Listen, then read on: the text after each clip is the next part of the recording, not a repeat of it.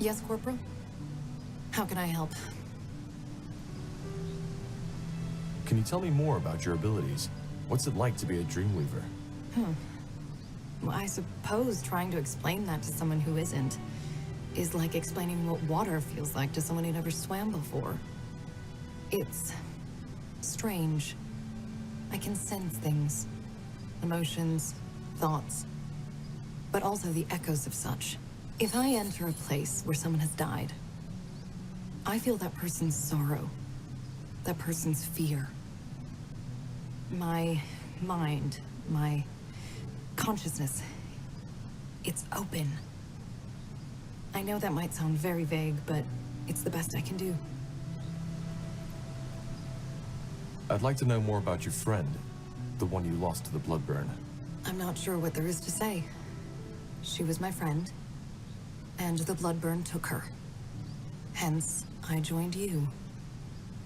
That is all there is to say. There's something I've been wondering. How can you kill for a living? What do you mean?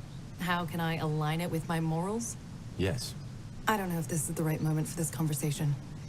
Maybe another time. Yes, Corporal? How can I help? Goodbye. Huh? Can you tell me more about your craft? About demonology? And why's that? Thinking about a career change? I'm just curious. Are you? I hope you do realize that demonology isn't a forbidden school for no reason. Most people who mess with it die. But sure, if you have questions, ask. Let's start with the basics. What's the core principle of demonology? It's simple. You study demons and their powers, and bind them to your will. And thus you gain access to their powers. Take a devourer. Once you've studied and subdued her to your will, you can access her strength. And I'm not talking about merely summoning her. You can channel her powers.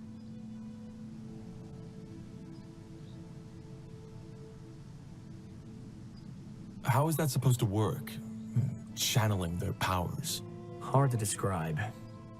Just imagine that the demon becomes a part of you. You connect it with your magic, so to speak. And when needed, you can call on it to help you. It's not just the power that comes with it. It's also the feeling. Channeling the essence of a Zarek Nar, a tribe eater. It's a feeling that compares to nothing else in this world. You can't understand it till you've done it. So in order to bind them, you need to beat them in battle, correct? Well, it's a bit more complicated than that, but yeah. In a nutshell, that's it. And I'm guessing that's what makes it so dangerous. Among other things, yes. What can also happen is that your body simply can't handle a demon's unleashed essence. It can cause a brain rupture similar to what these masks the Purity use. And, to be honest, that happens to 8 out of 10 students of demonology. They subdue a demon, get excited, and let all their energy rush in at once. As a result, their brains explode like a watermelon hit with a warhammer. So, why exactly is demonology forbidden? Because it's dangerous. And because demonologists can be extremely powerful. More than some members of the ruling caste would like to see. Is there a limit to how many demons you can bind? No. If there were, I wouldn't still be traveling after all this time. Interesting. Thanks for the insight. Sure.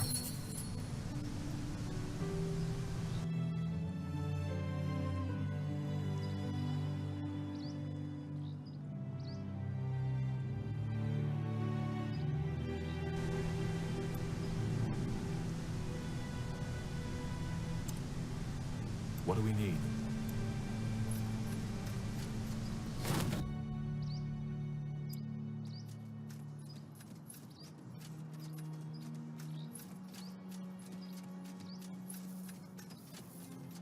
Wait, aren't you... Scryer Elion from Leonon. Yes. I'm the Scryer Finrior and Merilith sent to lead the Moorhere troops who'll be supporting your cause. Actually, I was hoping you'd come by. I think we should have a talk, shouldn't we? You got nervous. You overreacted. It's fine. It's not fine. Many men and women died that day. And just because of me.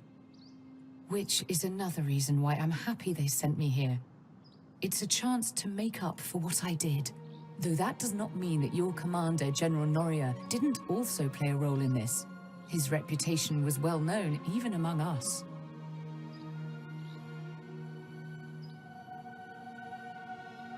Can we talk about what happened in Leonon? What more is there to say?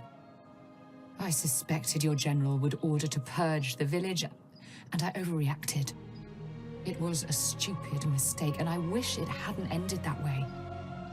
Though I somehow doubt that we could have come to a diplomatic solution anyway.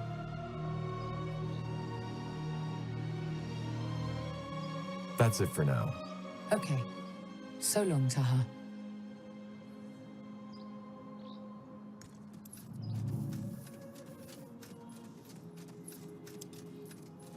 What's next? Oh, this is it, isn't it? Our base of operations? So it seems. An ancient Shaper city on a quest to find a cure for the blood burn. And we're working for the purity of light. Sounds crazy if you say it like that. Just some weeks ago, I thought I'd be in Greyfell now, trying to make a fresh start as an innkeep. Innkeep? You? Hey, don't laugh. What's wrong with some honest work after years of defiling on the road? Getting up early in the morning, setting the tables, serving mulled wine and stew to tired, weary souls. Just a simple, honest life. Innkeeping is fun, until you find yourself on your knees at dawn, clearing up the puddles of vomit and beer these tired, weary souls left behind when they were done carousing. Quite the cynic, aren't you? So, you'd leave it all behind? The adventuring? You know. People always act as if these decisions are final.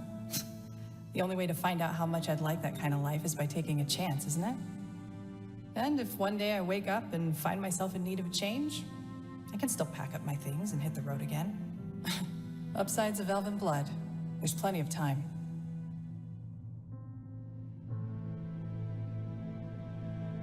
For what it's worth, I enjoy your company. Sure you do. Who else would patch you up after the next monumental battle? Anyway, talk later, shall we? I'm sure you've got battles to prepare. Corporal? Need anything? Tell me a bit about your time on the road. What was it like? Is that a command, Corporal? Please? All right, but I'm afraid there isn't so much to tell. Have you ever been on the road by yourself? A long time ago, yes. Well, then you know how wearisome it can get. Sleeping under the stars sounds romantic at first, until you realize that most of the time it's sleeping in the mud, in drizzle. Most of the time, your stomach and your purse are empty, and your feet are full of blisters. And of course, there's the constant danger, especially if you're traveling on your own. Did you ever have a companion? Some, yeah, but most of it was just temporary. Though there was one I traveled with for longer. Quentin. How did you meet? Coincidence. A small town between Finn and Mir and Lar. We played dice together and he cheated. When I called him out on it, he tried to turn tail. But one of the other guests stopped him for me. They wanted to go give him a beating, but I told them to stop. He gave me back my money and we started talking. And believe it or not, we found that we got along quite well. So you started traveling together with a thief? I wouldn't call him that. He was just young and careless. We ended up traveling for almost a year. I see. What was your relationship? You mean... no, we were just friends. He was way too young for my liking, and I think I was too old for him. We were more like sister and brother. What was his story? Where was he headed? Into the blue, same as me. He had quite an interesting task, but I wouldn't feel comfortable sharing it with you, to be honest. He wouldn't want that. Huh. So how did you split up? What happened? Nothing dramatic. We came by a village and decided to rest there for a while. The roads had become quite dangerous due to the mage wars, and we didn't want to go out unprepared. I did some healing for the villagers, and he helped out the local smith. He liked it, and the smith wanted him as an apprentice, so he stayed. I was surprised and a bit hurt at first, but then I realized it was probably for the better. I still think of him sometimes, though. Huh. And how did you make a living? That was the easiest part. I healed people. With light magic? Yes and no. It was my magic that mended the wounds, but since mages are often met with suspicion, how shall I say, got a little creative. Frankly put, whenever I treated someone, I gave them a magical potion to drink, which was just water mixed with some harmless herb to give it color. The rest was laying on hands to help the potion's effect, which was pure light magic and how I did the actual healing. And that worked? Better than you'd think. People were fighting over my panacea as if I was Ellen incarnate, while cursing the evil defilers who had caused this war. Ironic, isn't it? Do you miss it sometimes? The vagabond life? Well, we're still vagabonds somehow, aren't we? But I know what you mean.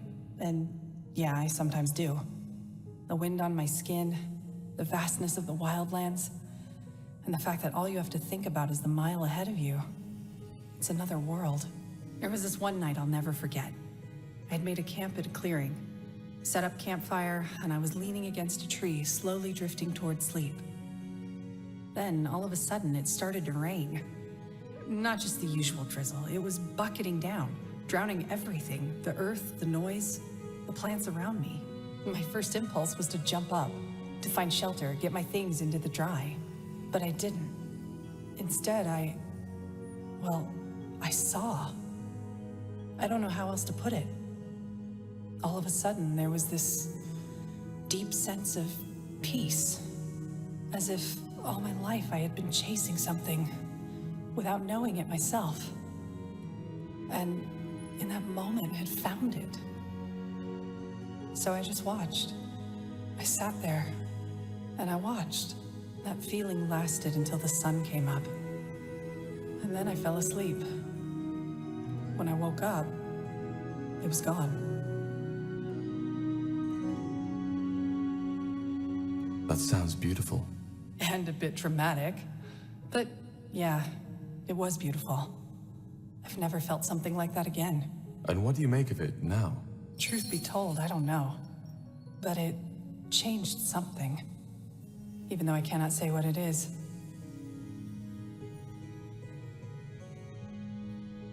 How are you holding up? I think I'm good. And you? You're the pariah carrying out Aeonir's will, not me. I'm getting by. Aren't we all? So, can I help you with something? Could you tell me a bit more about your homeland? Finn and Mir? Well, it's not my homeland anymore, but yeah, shoot. How is human culture different from elven culture? I assume you mean Nortander from Finn and Mir? There isn't one elven culture, as little as there's just the humans. Generally spoken, though, I wouldn't say they're too different. Especially not compared to the orcs. Life is a lot slower, mainly due to our lifespan, and elves are even more defined by tradition than humans. They revere nature and value tradition and rules above all else, and they are extremely aware of what they say, how they say it, and to whom. Which also makes it very easy to offend an elf. I'm an exception in that regard, but that was something my vagrant years taught me. But then again, not all elves are like that. There are some who care as little about Ellen the White Tree and the traditions as a troll cares about his morning toilet. What role does magic play among elves? It's everywhere. Magic is considered a gift of Ellen, and it defines your standing in every possible way. We may have talked about that already, but the whole council who runs the country is made up of mages. Which is why the Purity will have a hard time finding followers in Finn and Mir, should they ever be naive enough to try. I doubt that will ever happen. Elves have a very long lifespan. What's it like to live for so long? Hard to say, since I don't know what a human body feels like. As an elf, you simply take it for granted. When I first realized how short a human life is during my travels, I was baffled. I've been on this world for 39 years now, and in the elven world, I'm hardly considered an adult. Here, I'd have delivered my 7th child by now. It's strange. That's the best way to describe it. But you know what I eventually came to realize? Tell me. That age doesn't necessarily make you wiser. I've talked to 30-year-old humans who understood more of the world than the ancient seers of Finn and Mir. It's all about experiences. Interesting. There was something else I wanted to ask. Sure. What? You never told me why you fled Finn and Mir. Oh, well, that's a long story. One I'd rather not discuss now, if you don't mind. All right. Then maybe another time. Yes, maybe.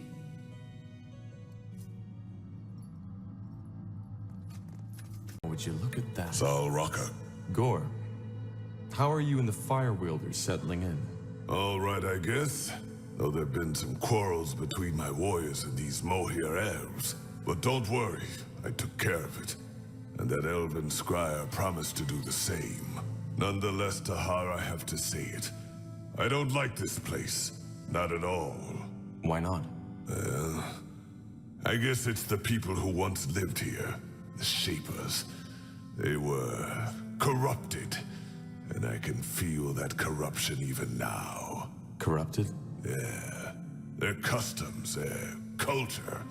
They were completely detached from the order of nature. How so? Do you even need to ask? Just look around. Ghost warriors, strange machines, strange buildings. Especially this place, this Nexus. They thought they were above everything, even the gods. And they meddled with things they didn't understand. It's disgusting. Well, they're dead now. Maybe. But I can still feel their presence. Anyway, nothing we can do about it. If the Shapers caused the blood burn, I understand why we need this place. Is there anything else you wanted to talk about? Huh? Back in Bar Gregor, you told me that you think the Orc should strive to be more. What do you mean by that? Do you consider your culture to be, well, inferior? Inferior? No, not at all. On the contrary, I'm glad to be a fire wielder, and not a human or an elf. Why? Because not so unlike the Shapers, your culture is bigoted, strange. You like to tell yourselves you're more than the animals you slaughter for food. You call yourselves civilized. But in the end, you look for the struggle just as anything and anyone else does. But of course you don't admit to it. You want to be better than that. And the result are lies, intrigue, wars, and assassinations. Your culture is so bizarre that it's almost amusing.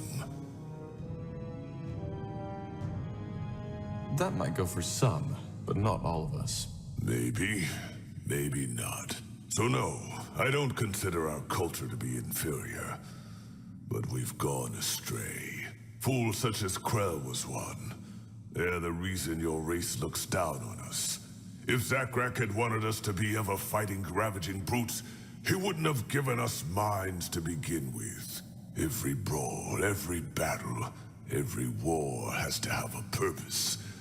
It isn't something done for pleasure. Yes, it can be enjoyed. But at its core, it is ritual. The most basic one of nature. In other words, violence and war are good and necessary, but only within measure? Yes, and it should be learned from. That's where most orcs disagree. They claim to value wisdom, but when asked to choose between words and a club, they always choose the club. And as you see, this is why our culture has stagnated. In its current state, there will never be an orc empire, a great tribe, or the earth-shaking horde Zarek envisioned. So what you want is to lead your people to a better future? You make it sound so dramatic. For now, the Fire Wielders are a good start. And by helping you, they will hopefully see that diplomacy and strength don't always contradict each other. After that, we shall see. Don't you think a world without violence is possible? No, Why? Isn't that what we should all aspire to? we should aspire to a lot of things. But tell me, Tahar, this world has existed for millennia. And has there ever been peace? Lasting peace? No. Exactly. And you don't think there's a reason for this? As I said, our very existence is based on conflict. Finding food, not freezing to death. Living means to struggle. Your people, with your warm clothes and banquets, try all in your power to forget that fact. But you can't, because ultimately, there's as much thirst for struggle in you as in an orc. What we orcs believe is that we should embrace it, that we should just face the truth, even if it's ugly. That the ways of nature can't be changed by its creation. It's like fighting the tides. So what? Do we just kill each other whenever we feel like it? No. What we need is a way to channel our urges. Ceremonial battles, arenas. A society that is centered around survival and strength, and gains, rather than loses stability from it. Because if we simply suppress these urges, such as humans, the elves, and the dwarves do, they will at one point only erupt even more violently. I get your point, but I'm sure there must be another way. There isn't. Anyway, where were we? Did you always have these ambitions? No. Then where did they come from? None of your business, Tahar. Sorry. All right. Well, thanks for explaining. Sure. What's it like to change form? I've been wondering about that since I met you. I can imagine. It's exhilarating and strange at the same time.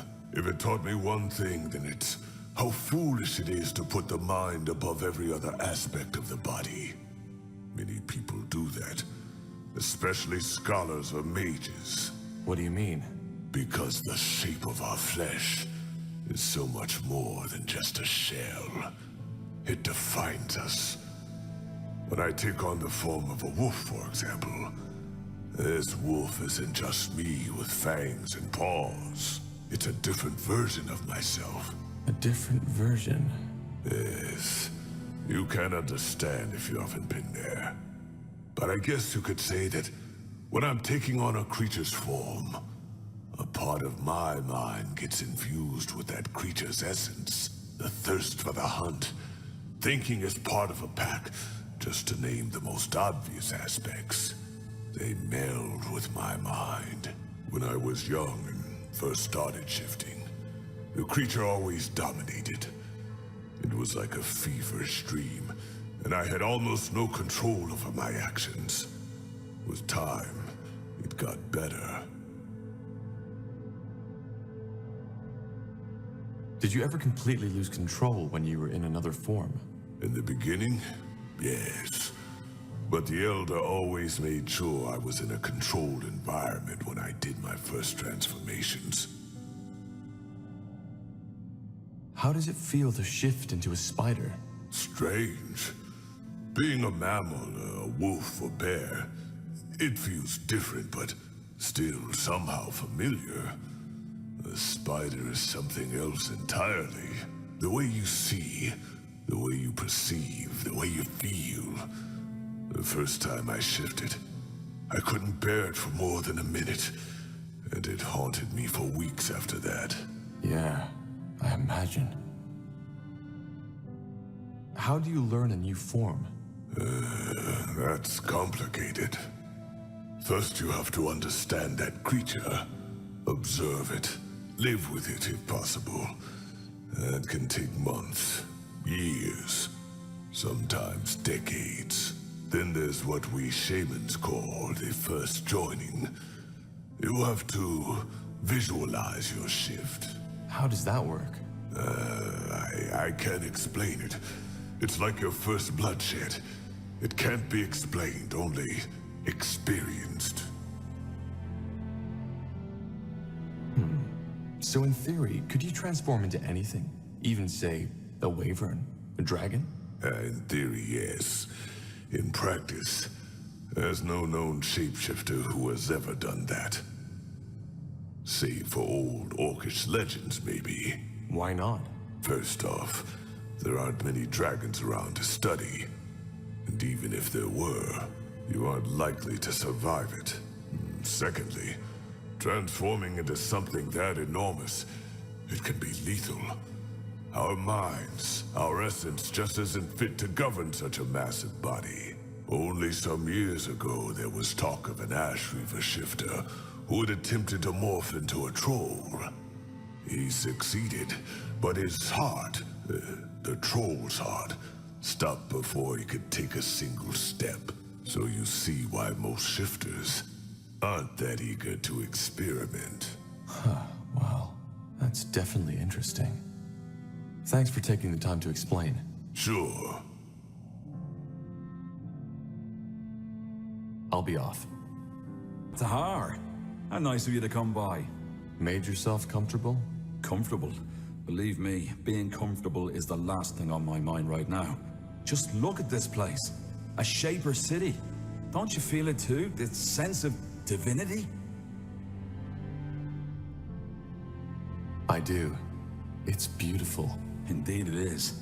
Tahar, I'm not sure if you understand how much this means to me. The forgotten city of Mullendir, the heritage of the Shapers. Since my childhood days, I've dreamed of this. I suppose what I'm trying to say is, thank you. You and the Harbinger have made this dream come true. Well, all we did was save you from the orcs. You were the one who found the entrance. You make it sound as if saving me from those greenskins was an easy feat. It wasn't. Anything else I can help you with?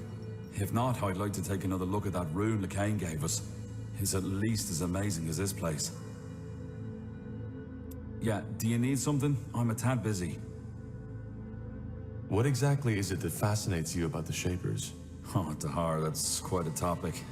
I don't mind sharing, but are you sure you want to go there? I am. Tell me. All right. Well, where do I start? You see, the Shapers have always fascinated me. They're all over Io. These remnants of a once so glorious civilization. Yet for some reason, so many people are almost oblivious to it. On the one hand, of course, that's very sad. On the other hand, it also makes it a lot more exciting. It's like I'm a treasure hunter, only that everyone else fails to see the treasures around us. Tell me, Tahar, when seeing all of this, don't you sometimes feel like you're exploring a childhood dream? The kind of world the poets and the bards always spoke of? The Shapers are dangerous. Just think of that Steel Guardian we fought to get in, or the Ghost Watchers. Not what I'd call a childhood dream. Well, yeah, but it doesn't take away from the wonderment, does it? But this childish fascination was only the spark. The more I studied the Shapers, the more enthralled I became with their culture. Did you know that at the pinnacle of their existence, they ruled over all of Io? A global empire with no one to oppose them. You seem to consider that a good thing. Oh, good, bad, the world doesn't work like that. Of course, there are writings that hint at the fact that the Shaper Empire wasn't all rainbows and unicorns, but still it was stable. And it persisted for tens of thousands of years. Can you imagine? All this knowledge, all this art, all this wisdom. Nothing in the Io of today can match that, nothing.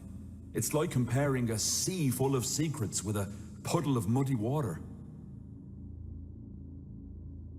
How do you know all this? Some of it from writings, some of it's just connecting the dots. I know how many scholars are out there at the universities giving their talks about the inscrutable empire, but it's not nearly as inscrutable as they say. Their problem is they're trying to understand the Shapers by reading books and dusty tablets. That's not how it works. You need to get out there, into the field. And even if it takes years of fruitless digging, eventually you're bound to stumble onto something. Another piece of the mosaic. Very poetic. Because it is. My father always told me the Shaper Empire relied a lot on slaves. What? No, that's rubbish. The Shapers had castes, yes, and it's probably the lower castes your father was referring to. But to call these slaves is like calling, say, a tanner who was born outside a royal family a slave, just because he'll never be a king. And even the very lowest caste, the Zalanyur, always had enough to eat, a roof over their heads, and could, without paying a single coin, get themselves healed by a cleric if they needed to. So if you think that's unjust, go ahead. Ask an Everlight beggar which era he'd rather live in. He's not a slave, yes, but in some ways he's worse off.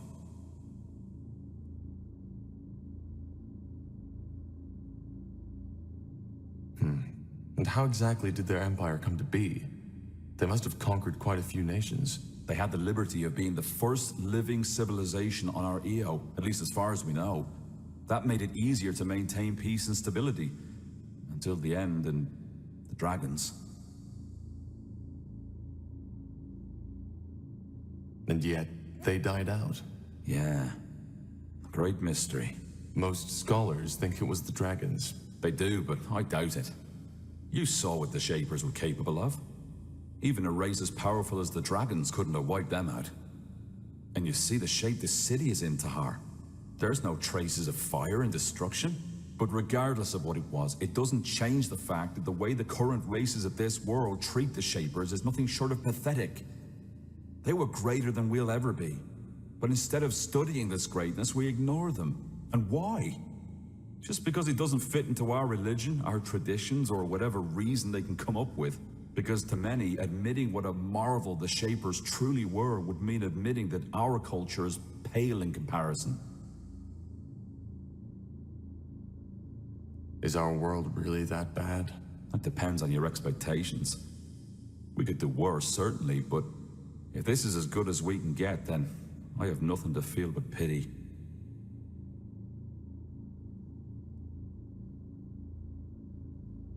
We don't know enough about the Shapers yet to say that. Maybe you don't. I do. In any case, I suppose you found your answer, haven't you? This is what fascinates me about the Shapers. They're a reminder of what we could be, if only we wanted to. I see. Well, thanks for the explanation, Iskrim. I appreciate it. There's something I've been wondering about.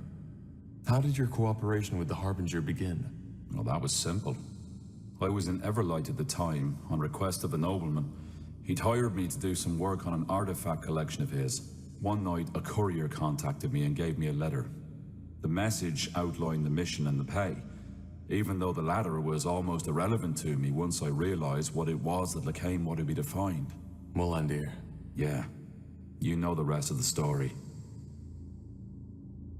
What are your thoughts on the Harbinger, Rondar Lacane? Well, he's my employer. Without him, I wouldn't be on this mission. Or, what do you mean? I was trying to say, how do you feel about what he stands for? The purity of light, Aenir's return. Oh, that. I'm not certain I have an opinion on these matters. Don't you care who you're working for? Truth be told, not that much. Making a living as an archaeologist is hard enough as it is. I can't afford to be picky. And in all honesty, aren't Lacane and his fellows just more of the same? There have always been cults who weren't happy with the Guardians and believed they had found the true and only God. There was even that one who believed in a sort of schizophrenic God, who was both the trinity of three different beings and the singular omnipotent God at the same time. However that's supposed to work. Sounds funny when you think about it, but those lads were dead serious. So you think the purity is harmless? Of course they are. And like any other fanatic, he and his fellows will go down once people realize his God doesn't have all the answers. So you don't believe in Aenir's return, in the new world? No, I don't. But there's truth to what the purity claims. The Guardians have been unusually silent. Yeah, because maybe they finally realized how silly and ungrateful most of their creations are and decided not to bother anymore. What I'm trying to say is, there could be all kinds of reasons why they've withdrawn. And I doubt a bonkers robe-wearing lad such as Lacane knows the answer. Does the Harbinger know you feel that way? No, I guess not, but he doesn't need to know about that, does he? Maybe you're right. I certainly hope so. How does one make a living as an archaeologist? Good question. One I usually prefer not to think or talk about. To be honest, it's a tough life. For some obscure reason, only very few scholars take interest in the Shaper or the Hibernian culture, even though there is so much to be found. It's a shame. Like what? What is there to be found? What? You mean apart from monumental steel constructs, ghost warriors, and a city full of ancient secrets to be discovered? A lot. But that's another topic. How do you explain that lack of interest? Well, what do you think? Ignorance. No matter if it's orcs, elves, dwarves, or humans. We're all terribly bad at learning from the past. Blasted, there's so much to be found, so much to be explored.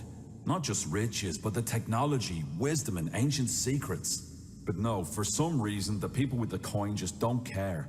The only ones who even try to access this treasure are incompetent amateur treasure hunters, who usually get their heads chopped off by the first defense mechanism they walk into.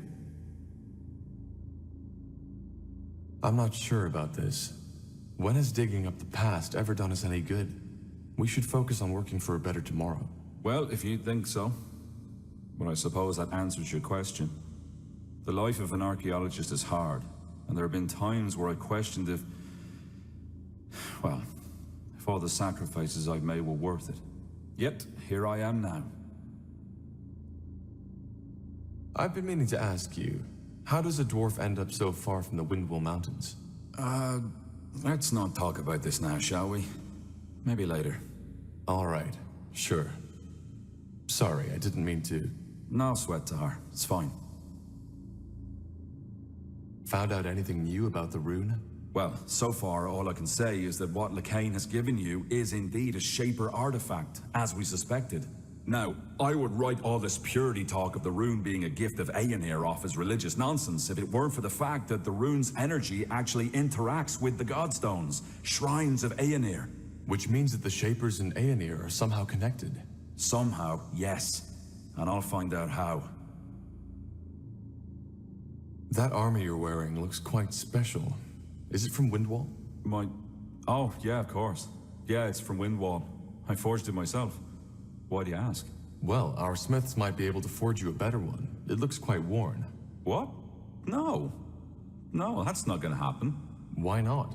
It means something to me. But if it's my protection you're worried about, I can do some work on it myself.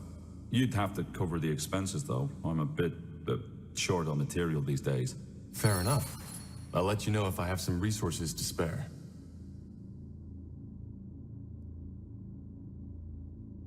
Goodbye.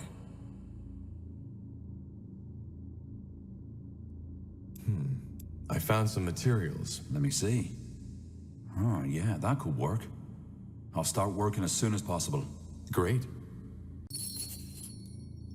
There we go. Thanks, Tahar.